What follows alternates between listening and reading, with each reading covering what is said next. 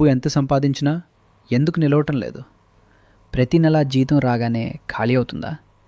శాస్త్రాలు చెప్తున్నాయి, ఇంట్లో కొన్ని వస్తువులుంటే లక్ష్మీదేవి ఆ ఇంటి గడప తొక్కదు. ఈరోజు నేను చెప్పబోయే ఈ 7 వస్తువులు మీ ఇంట్లో ఉన్నాయేమో ఒకసారి చూసుకోండి. వినడం అయిపోయాక కామెంట్లో ఎన్ని మీ ఇంట్లో ఉన్నాయో చెప్పండి. 1. విరిగిన వస్తువులు. విరిగిన అద్దాలు, పగిలిన కప్పులు, పనిచేయని గడియారాలు. వీటిని తర్వాత రిపేర్ చేద్దాం అని పక్కన పెట్టేస్తాం. నెలలు గడిచిపోతాయి. కానీ చాణక్య నీతి ప్రకారం ఇల్లు అనేది శక్తి ప్రవహించే స్థలం. విరిగిన వస్తువులు ఆ ప్రవాహాన్ని ఆపేస్తాయి. ముఖ్యంగా విరిగిన అద్దం అంటే మన ప్రతిబింబం విచ్ఛిన్నంగా కనిపించటం. వాస్తు ప్రకారం ఇది ఇంట్లో అస్థిరతను సూచిస్తుంది. పనిచేయని గడియారం అంటే సమయం ఆగిపోయినట్టు, పురోగతి ఆగిపోయినట్టు అనే సంకేతంగా చెప్తారు. యస్య పుత్రో వశీభూతో భార్య భర్తుర్వశానుగా విభవే యశ్చ సంతుష్టస్తస్య స్వర్గ ఇహేవహి. అర్థం: ఇంట్లో అందరూ కలిసిమెలిసి ఉన్నదానితో సంతృప్తిగా ఉంటే ఆ ఇల్లే స్వర్గమవుతుంది. చాణక్యుడు గృహస్థ జీవితంలో సామరస్యం, సంతృప్తి యొక్క ప్రాముఖ్యతను వివరిస్తూ చెప్పిన నీతి ఇది. నేను పర్సనల్లీ బిలీవ్ చేస్తున్నాను, విరిగిన వస్తువులు ఇంట్లో ఉంచడం వల్ల మనసులో కూడా ఒక అసంపూర్తి భావన ఉంటుంది. పరిష్కారం: విరిగిన వస్తువులను వెంటనే రిపేర్ చేయించడం లేదా తీసేయడం మంచిది. ముఖ్యంగా అద్దాలు, గడియారాలు, ఎలక్ట్రానిక్ వస్తువులు. 2. చిరిగిన బట్టలు, పాత చెప్పులు. మనం చాలామంది ఇలా చేస్తుంటాం. వాడని బట్టలు, చిరిగిన చొక్కాలు, అరిగిపోయిన చెప్పులు ఎప్పుడైనా పనికొస్తాయనుకుని బీరువాల్లో, మూలల్లో దాచేస్తాం. వాస్తుశాస్త్రం ప్రకారం వాడని లేదా చిరిగిన వస్త్రాలు ఇంట్లో ఉంచడం అంటే పాత శక్తిని పట్టుకుని ఉంచడమే. ఇల్లు నిరంతరం కొత్త శక్తిని స్వీకరించాలి, పాతదాన్ని విడిచిపెట్టాలి. శరీరమాద్యం ఖలు ధర్మ సాధనం.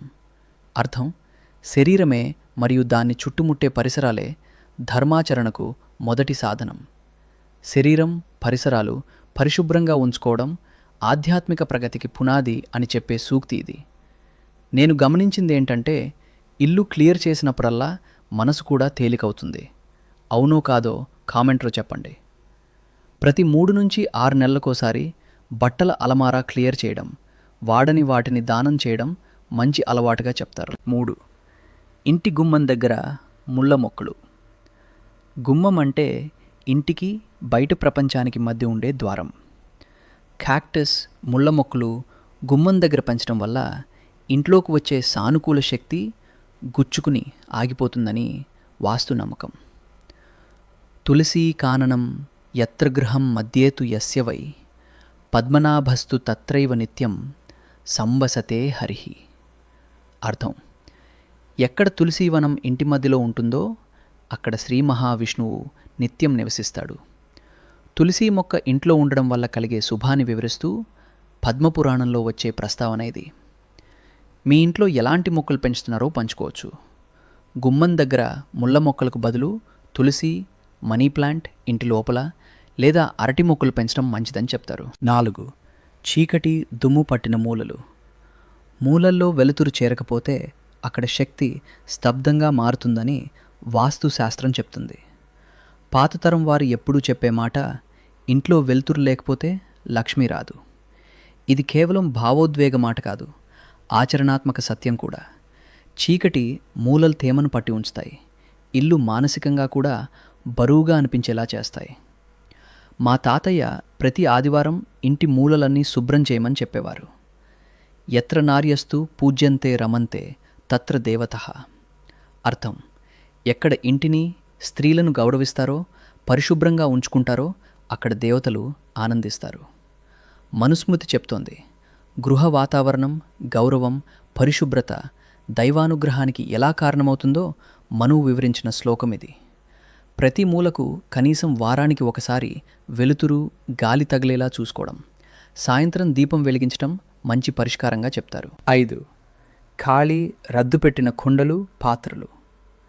వంటగదిలో వాడని పాత్రలు, మూతలేని డబ్బాలు, ఖాళీ కుండలు నిల్వ చేయడం చాలా ఇళ్లలో సాధారణం. కానీ వాస్తు ప్రకారం వంటగది అనేది ఇంటి సమృద్ధికి కేంద్రం. అక్కడ ఖాళీ, పనికిరాని పాత్రలు ఉంటే అది ఖాళీతనం అనే భావాన్ని ఇంటికి ఆహ్వానిస్తుంది. ముఖ్యంగా బియ్యం డబ్బా, ఉప్పు డబ్బా వంటివి ఎప్పుడూ పూర్తిగా ఖాళీగా ఉంచకూడదని పెద్దలు చెప్తారు. కనీసం కొంచెమైనా నింపి ఉంచాలి. అది సమృద్ధికి సంకేతం. నా ఎక్స్పీరియన్స్లో వంటగది సర్దుకున్నప్పుడు వంట చేయడం కూడా మరింత ఆనందంగా అనిపిస్తుంది. పరిష్కారం: పగిలిన పనికిరాని పాత్రలను తీసేయడం, డబ్బాలను బాల్ను ఎప్పుడూ కొద్దిగానైనా నింపి ఉంచడం మంచిది. 6. దేవుడి గదిలో వాడిన దీపాలు, పగిలిన విగ్రహాలు. పూజా గదిలో పగిలిన లేదా చిన్న డ్యామేజ్ ఉన్న విగ్రహాలు ఉంచటం అత్యంత అశుభం. ఇది కేవలం సౌందర్య సమస్య కాదు, పూజా గది ఇంటి ఆధ్యాత్మిక కేంద్రం. అక్కడ శిథిలమైన లేదా దెబ్బతిన్న దైవ ప్రతిమలు ఉంటే అది ఆ శక్తిని దుర్బలం చేస్తుందని నమ్మకం. అలాగే వాడకుండా మూలను పడేసిన దీపాలు, పాత అగరుబత్తీల ప్యాకెట్లు కూడా పూజా గది శక్తిని దెబ్బతీస్తాయి. నగృహే తిష్టతి లక్ష్మీర్యత్ర దుఃఖేన జీవ్యతే, అశుచౌ మలినే స్థానే కలహే రుదితే తథ. అర్థం: దుఃఖంతో జీవించే ఇంట్లో, అపరిశుభ్రమైన మురికి స్థలంలో కలహాలు, ఏడుపులు ఉన్న చోట లక్ష్మీదేవి నిలవదు. విదుర నీతిలో విదురుడు ధృతరాష్ట్రుడికి గృహశాంతి, లక్ష్మీ నివాసం గురించి చెప్పిన నీతి వచనం ఇది. శాస్త్రం ప్రకారం పగిలిన విగ్రహాలను ఇంట్లో ఉంచకుండా నదిలో లేదా చెరువులో నిమజ్జనం చేయాలి లేదా గుడిలో అప్పగించాలి. 7. ఇంటి ముందు చెత్త, నీళ్లు నిలవడం. ఇంటి ముఖద్వారం ముందు మురికి నీరు నిలవడం, చెత్త పేరుకుపోవడం అత్యంత దరిద్ర సూచకమని అనేక గృహశాస్త్ర గ్రంథాలు చెప్తాయి. గుమ్మం అంటే ఇంటికి ముఖం లాంటిది.